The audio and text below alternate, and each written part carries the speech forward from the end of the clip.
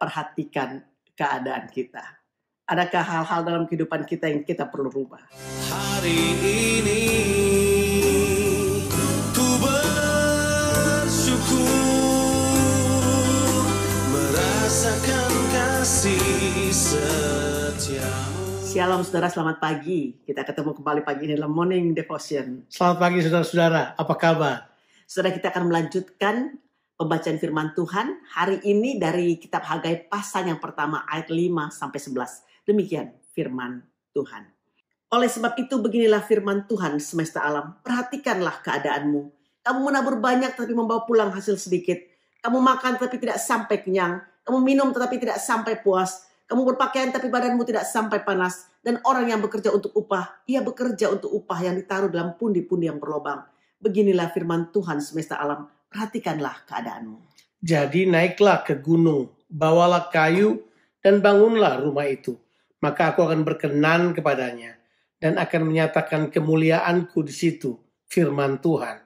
Kamu mengharapkan banyak tetapi hasilnya sedikit. Dan ketika kamu membawanya ke rumah, aku mengembuskannya. Oleh karena apa? Demikianlah firman Tuhan semesta alam. Oleh karena rumahku yang tetap menjadi reruntuhan, sedang kamu masing-masing sibuk dengan urusan rumahnya sendiri. Itulah sebabnya langit menahan embunnya dan bumi menahan hasilnya. Dan aku memanggil kekeringan datang ke atas negeri, ke atas gunung-gunung, ke atas gandum, ke atas anggur, ke atas minyak, ke atas segala yang dihasilkan tanah, ke atas manusia dan hewan, dan ke atas segala hasil usaha. Saudaraku, pada bagian ini Hagai menyampaikan keinginan Tuhan untuk menarik perhatian bangsa Israel untuk memperhatikan keadaan mereka. Pola hidup mereka juga, dan juga saudaraku, tindakan-tindakan mereka. Jadi perkataan perhatikan keadaanmu adalah sebuah pernyataan yang meminta bangsa Israel untuk secara serius melakukan self-examination. Yaitu self-examination saudaraku dalam terang perjanjian Tuhan. Tuhan menarik perhatian mereka pada dirinya dan juga kehendaknya. Tuhan perjanjian menyatakan dengan jelas bahwa karena mengikuti jalan mereka sendiri, maka kesia-siaan menjadi bagian mereka. Perhatikan bagaimana kesia-siaan menyerang sampai pada hal-hal yang berhubungan dengan kebutuhan primer mereka. Yaitu seperti makan tapi tidak sampai kenyang, minum sampai tidak puas, saudaraku, tidak terpuaskan dahaga mereka, berpakaian tapi tidak menjadi hangat. Lalu mereka bekerja, saudaraku, mereka bekerja seperti upahnya disimpan dalam pundi-pundi yang berlobang. Itu sudah bisa lihat dari ayatnya ke-10 sampai dengan ayatnya ke-11 dan seterusnya. Tuhan pun menahan embun, yaitu memanggil kekeringan atas segala yang dihasilkan tanah, ke atas manusia dan hewan, dan ke atas segala hasil usaha. Tentu Tuhan, saudara, melakukan semua ini karena kasih-Nya yang ingin mengembalikan umat-Nya pada tujuannya dan rencana Tuhan yang kekal. Setiap kali Tuhan ingin menarik perhatian umat-Nya, Tuhan juga mau umat-Nya memperhatikan kehidupan mereka. Tuhan mau umat-Nya memprioritaskan Tuhan, kepentingannya, dan kehendaknya. Dalam hal ini Tuhan menginginkan orang-orang yang memang dibawa kembali dari pembuangan di Babilonia dan Persia itu kembali ke Yerusalem untuk membangun kembali bait suci. Tetapi karena mereka kehilangan fokus, tapi karena mereka kemudian menggunakan waktu mereka untuk sibuk membangun rumah mereka sendiri, mereka gagal memperhatikan kehendak Tuhan. Makanya semuanya ini terjadi. Hal-hal yang kelihatannya sedikit keras dari pihak Tuhan.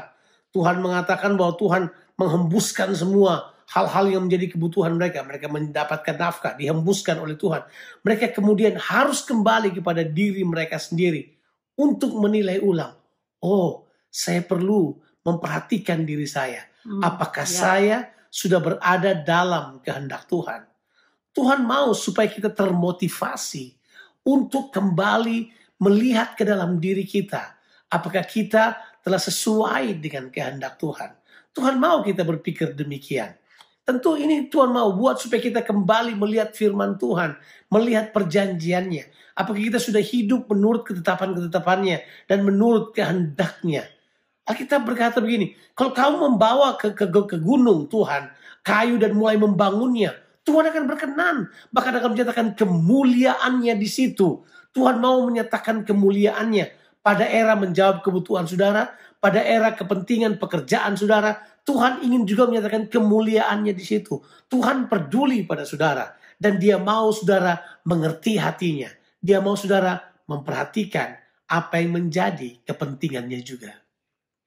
Tuhan meminta umatnya, saudaraku, untuk naik ke gunung dan membawa kayu untuk membangun rumahnya. Dalam perjanjian baru, membangun rumah Tuhan tidaklah berhubungan dengan membangun gedung tentunya. Bukan bangun gedung gereja, saudaraku, denominasi atau juga organisasi. Tapi berhubungan dengan membangun manusia sebagai tempat kediaman Tuhan.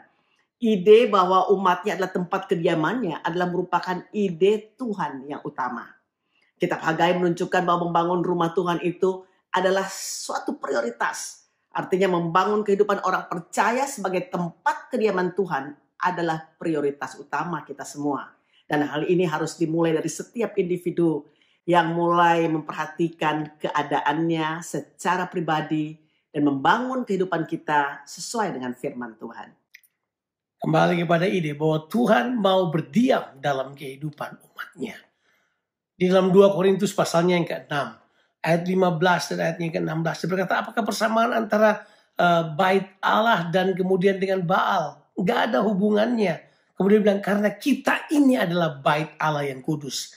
Tempat Tuhan hidup dan Tuhan bergerak. Atau Tuhan menyatakan pergerakannya, movementnya, kehendaknya dan keinginannya. Jadi dalam diri manusia, dalam diri kita lah Tuhan mau menyatakan semuanya itu. Mari jemaat Tuhan, mari umat Tuhan. Biar kita termotivasi untuk membangun kehidupan kita dalam keinginan Tuhan dan kehendak Tuhan. Supaya kehidupan kita semuanya menjadi tempat kediaman Tuhan. Tempat Tuhan berdiam dan tempat Tuhan bekerja dan bergerak di tengah-tengah dunia ini. Saudara, mari perhatikan keadaan kita. Adakah hal-hal dalam kehidupan kita yang kita perlu rubah? Kalau ada, saudara, mari masuk ke dalam perubahan itu. Perubahan ke arah Kristus tentunya.